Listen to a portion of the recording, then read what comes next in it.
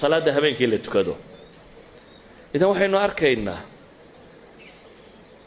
in dunida la bedelo culayska ay leedahay waxa kaa fudaydin kara ee abuuri kara inaad dunida tan dhibta kaaga imanayso dhama ay fududaataa waa xidhiidhkaada la leeday inta uu xoogan yahay waa salaad inta aad tukanayso sida awgeed ayaa nebiga markay dhibtu ku adkaatay haddana waxaa la faray tasbiixdiiyo salaadda inuu badiyo waa markay dhibtu ku adkaatay markii la yidhi fasdac bima tu'mar waacrid can ilmushrik ku dhawaaq baa ilahay yidhi wixii lagu faray qoladan gaaleed ee ilaahay dafirtay iyo kuwan mustahzi'iinta iyo waxaasoo dhan kaaga filan ilaahay wuxuu leeyahay walaqad naclamu annaka yadiiqu sadruka bima yaquuluun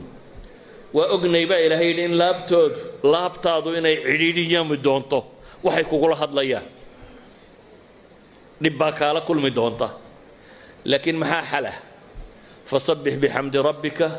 wakun min asaajidiin baa lagu yidhi tasbiix iyo taxmiid la kaalay inta sujuudana ka mid noqo idan mashaakilka adduuniya culayskeeda haddaad rabto inaad ilowdo haddaad rabto inay kaa dulqaadanto albaabka rabbi garaac baa la leeyahay wax kaloo dhan ha qabane dikrigiisa badi salaadiisa badi cibaadadaa badi sawgeed baa ilaahay qur-aanka wuxuu ina leeyahay ma nebigoo qura maya waa dhammaan yaa ayuha aladiina aamanuu istaciinuu biالصabri والصلاة إن الله مع الصابرين يا أيها الذين آمنوا استعينوا بالصبر والصلاة واستعينوا بالصبر والصلاة وإنها لكبيرة إلا على الخاشعين لبدا أيضا سورة البقرة كجرة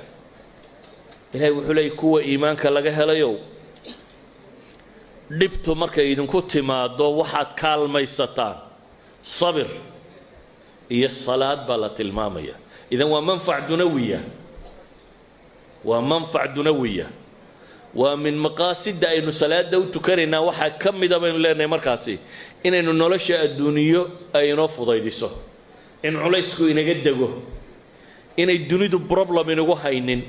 in wax allaaliya wixii kaa hor yimaada waay aanay kugu haynayn dee man biyadihi malakuutu samaawaati waalardi baad ku xidhantay ciday gacantiisa ku jirto adduunkan cir iyo dhulba allaha maamula ee kun fayakuun wixiisu yahay ayaad hor taagan tahay waa ciddi qura ee wuxuu amraa ay socdaan wuxuu reebaana aanay imanaynin sida awgeed ayuu nebiyullaahi moxamed calayhi salaatu wasalaam xudayfa xadiidkiisii xasanka ahaa waa kale idaa xasabahu amrun فزع إلى الصلاة نبي عليه الصلاة والسلام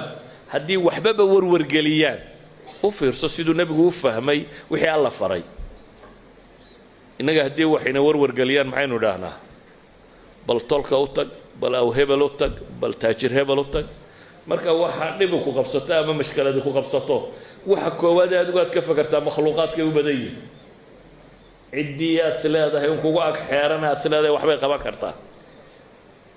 منهي ما هينت بني آدم ككلمة ويديسته لكن وحكم مهم سن إن مركو هري الباب كإلهي جرعدي وحكم مهم سن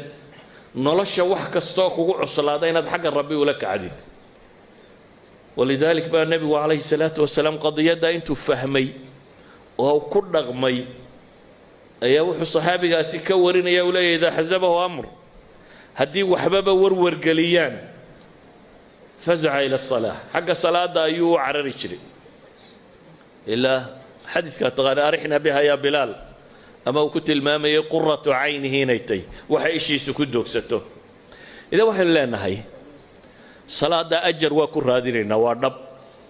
دنبغي مايدا أجر بالغو هلا جنة لغو قلا قيامها مركا لتقوى وحاوه الريال اسكو حسابه هدي وناكسناتو جنة دات هركك